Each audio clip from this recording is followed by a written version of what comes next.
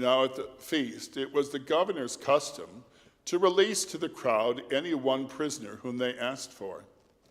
They had then a notorious prisoner named Barabbas. He was in prison with the rebels who had committed murder during the insurrection in the city. Pilate knew that it was out of malice that the chief priest handed Jesus over. Therefore he said to them, "Do you want me to release for you Barabbas or Jesus, who is called Christ?" The chief priests and elders persuaded the crowd to ask for Barabbas and destroy Jesus. Pilate asked them again, "Which of the two do you want me to release to you?" And they cried out all together, saying, "Away with this man, and release for us Barabbas." Again Pilate addressed them, for he wished to release Jesus. He said to them, "What shall I do then with Jesus, who is called Christ? What shall I do with him, whom you call the King of the Jews?" They all cried out. "Crucify him." Pilate said to them, "Why? What evil has he done? I found no guilt worthy of death in him. I will therefore punish him and let him go." They cried out all the louder. "Crucify him! Crucify him!" Then Pilate took Jesus and had him flogged. The soldiers of the governor led him away into the praetorium. They gathered the whole band of soldiers around him. They stripped him and put a purple robe on him. When they had woven a crown of thorns, they put it on his head and a reed in his right hand.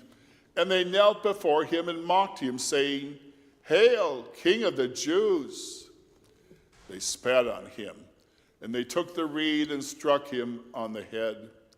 They knelt down and did him homage. Pilate went out again and said to them, "See, I bring him out to you, that you may know I find him not guilty." So Jesus came out wearing the crown of thorns and the purple robe. Pilate said to them, "Behold the man." When the chief priests and the officers saw him, they cried, "Crucify him! Crucify him!"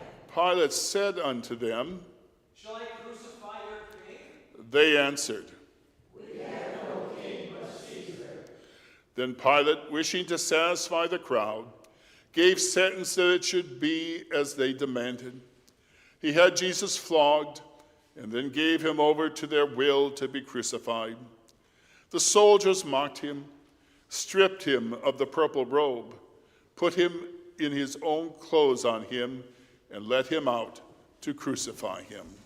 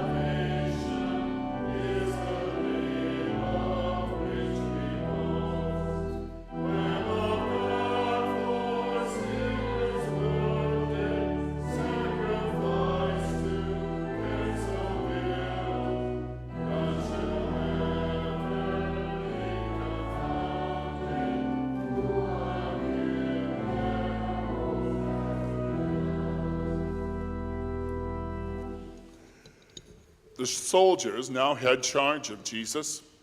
Carrying his own cross, he went out of the city to a place called Skull Hill, in Hebrew, Golgotha.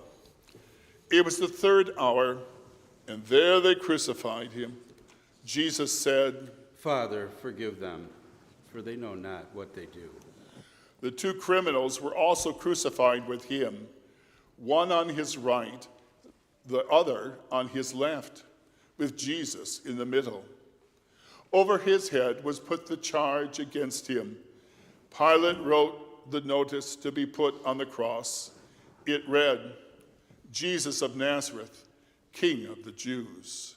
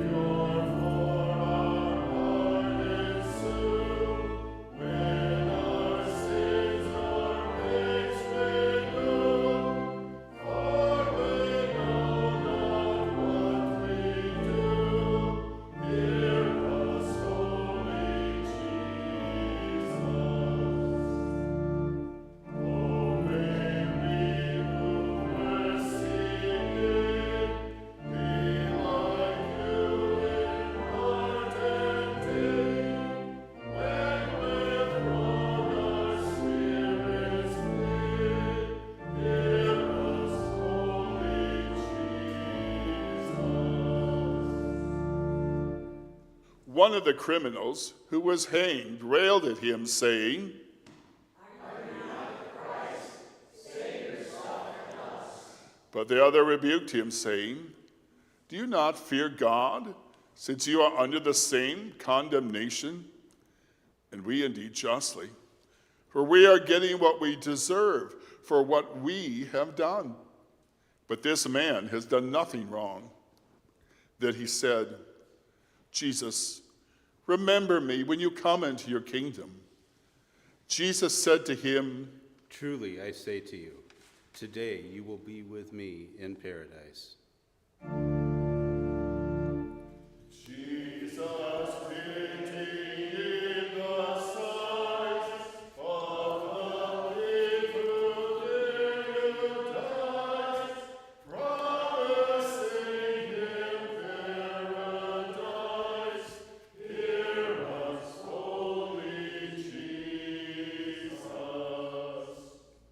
When Jesus saw his mother and the disciple whom he loved standing near, he said to his mother, Woman, behold your son.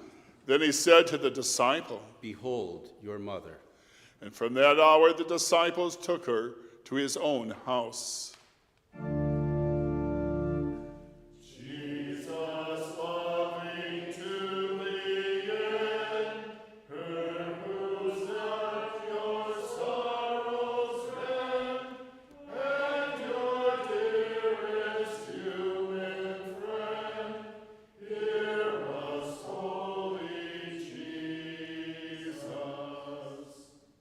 Now from the 6th hour there was darkness over all the land until the 9th hour.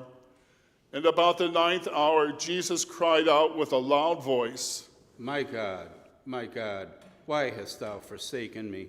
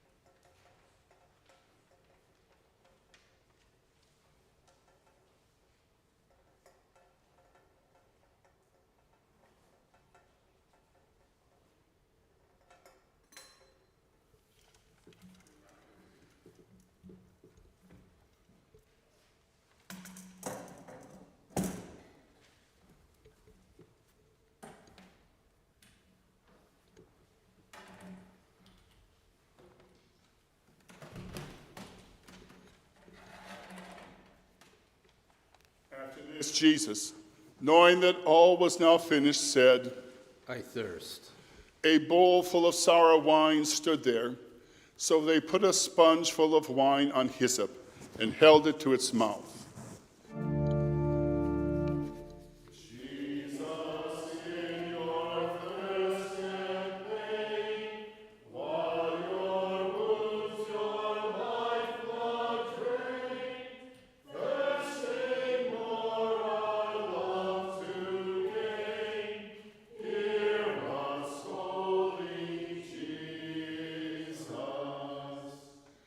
When Jesus had received the wine, he said, It is finished.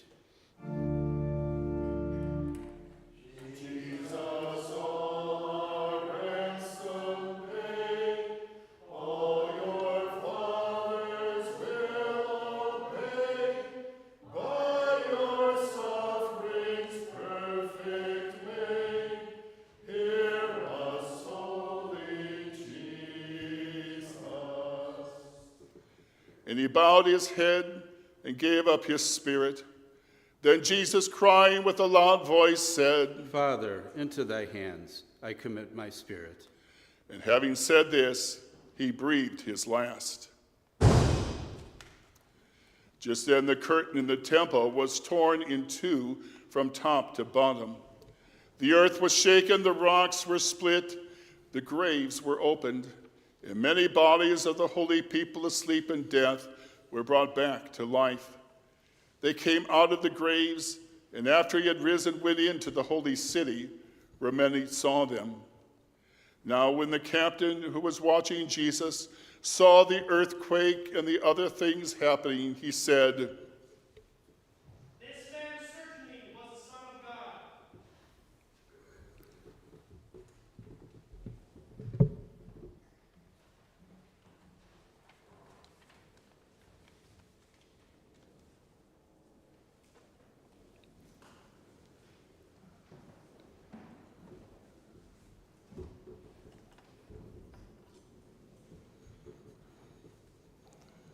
Now there was a man named Joseph from the Jewish town of Arimathea. He was a member of the council and a good and righteous man who had not consented to their purpose and deed. And he was looking for the kingdom of God. This man went to Pilate and asked for the body of Jesus. Then he took it down and wrapped it in a linen shroud and laid him in a rock-hewn tomb where no one had ever been laid. It was the day of the Passover, and the Sabbath was beginning. The women who had come with them from Galilee followed them. They saw the tomb and how the body was laid.